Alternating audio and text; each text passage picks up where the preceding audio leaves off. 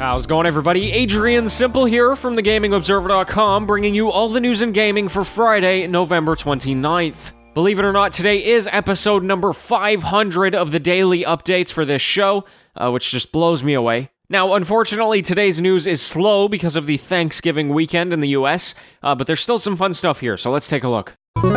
Freebird Games have announced a new game called Imposter Factory. This is the third game in the To the Moon series. And if you don't know, To the Moon is an indie game that released in 2011, which just skyrocketed in popularity because of its super strong narrative. It took 6 years for the sequel to come out after that. It's called Finding Paradise, and so obviously the wait is a bit less this time, with Imposter Factory coming at the end of next year. It's described as a, quote, bonkers time loop, tragic comedy, murder mystery thriller, end quote. So quite the smorgasbord there. Also, something I just learned is that To the Moon is currently being turned into a full-length animated movie by a first-tier Japanese animation company, so I think that's just really awesome. Anyway, I'm looking forward to all of it. To the Moon is like a 3-hour game or something like that, so I really need to play it at some point. But anyway, keep your eye on it.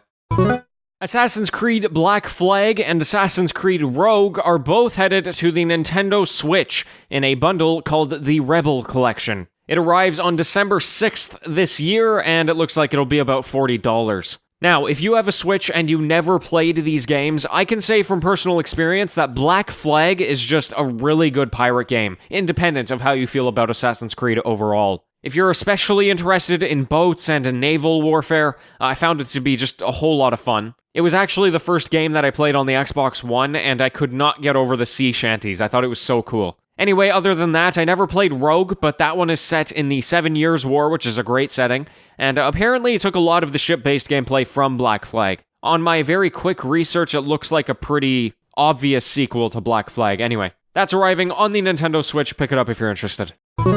Racing fans have something to look forward to today, as Codemasters have acquired Slightly Mad Studios. And if you're not a racing fan, you probably don't know what this means, but Codemasters makes some of the most played racing games today, all the F1 games, Grid, Dirt, Rally, etc. And Slightly Mad Studios makes Project Cars, which is also very popular. They're working on Project Cars 3 right now. They're also working on like a movie IP, like Fast and the Furious or something like that. And so now with this €30 million acquisition from Codemasters, there's just going to be a whole lot more to go around.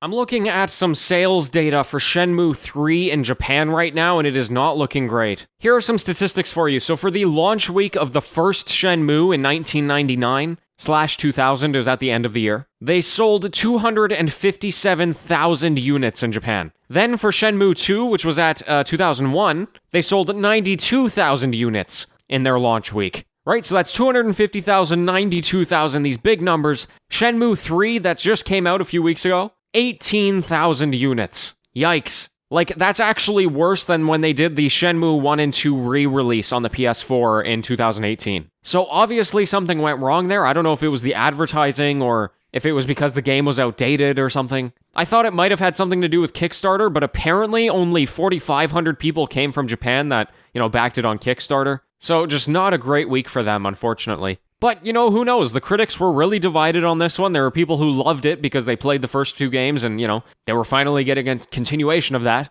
But at the same time, the game was so outdated, it was hard to really give it a great score. Either way, I hope it picks up for them. They have 2 more games in the works. But who knows? If they have performance like this, it might not be worth it. Okay, that's going to be all for today. I want to thank you very much for tuning in, and also a huge thank you for supporting me through 500 episodes. It really means so much. And hey, here's to another 500, right? As you know, I am here every Monday through Friday with the news, which means I am back tomorrow and Sunday with some kind of special episode for you. So until tomorrow, happy gaming, everyone.